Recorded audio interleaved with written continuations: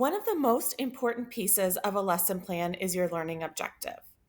This is the roadmap for the entire plan and what is expected from our learners.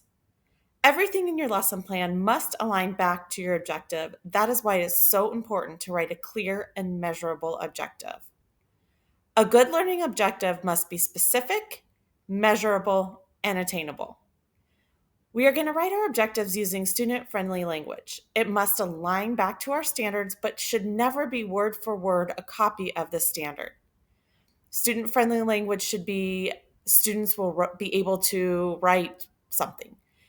Or you could say something like, I can solve. Most importantly, we use one measurable verb per objective. If we use more than one verb, we really don't know what we're measuring. This is my formula for writing a good learning objective. I like to use the phrase, students will be able to. You can also use the phrase, I can. If you want students to read it out loud, they would say, I can. But then you're going to write what they're going to learn with a measurable verb and how they're going to show mastery.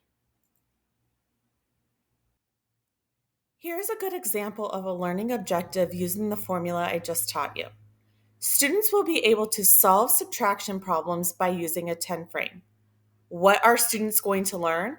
They're going to learn how to solve subtraction problems. How are they going to learn it? By using a 10 frame. This is Bloom's taxonomy verbs. It's a list of verbs, measurable verbs, that you can use in your objective. Remember, you only choose one. If you start on the left, the remember column, it's very basic for students to do. As you go further to the right, you analyze, evaluate, and create.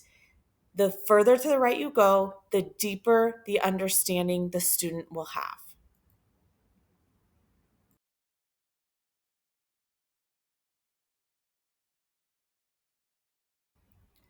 Here are a few really good examples of learning objectives. If I can clearly find the verb, tell you the content, and how it is measured, then I have written a well-written objective.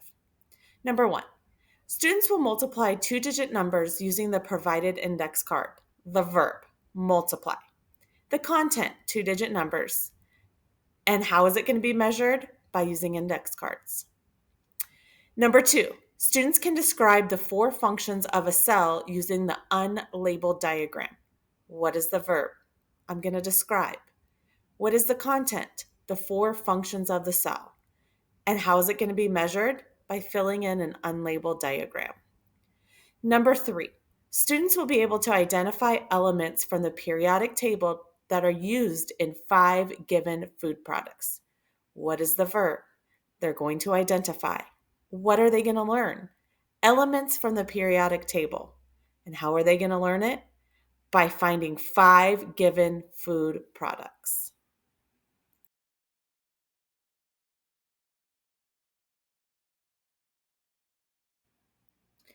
You want to avoid a few things when writing objectives.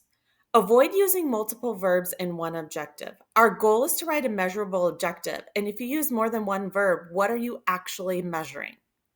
We also want to avoid ambiguous terms that can be interpreted multiple ways. And we want to avoid non-measurable verbs such as understand. How do you measure if somebody can understand something? On the next slide, I'm going to put a list of different words you want to avoid.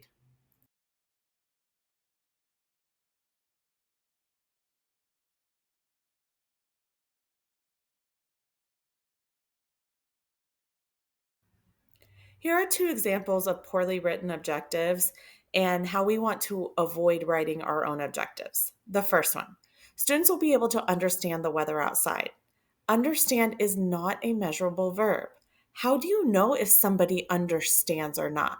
Well, you can have them describe, you can have them identify something. So, a better way to write that objective would be students will be able to describe the weather outside by drawing a picture.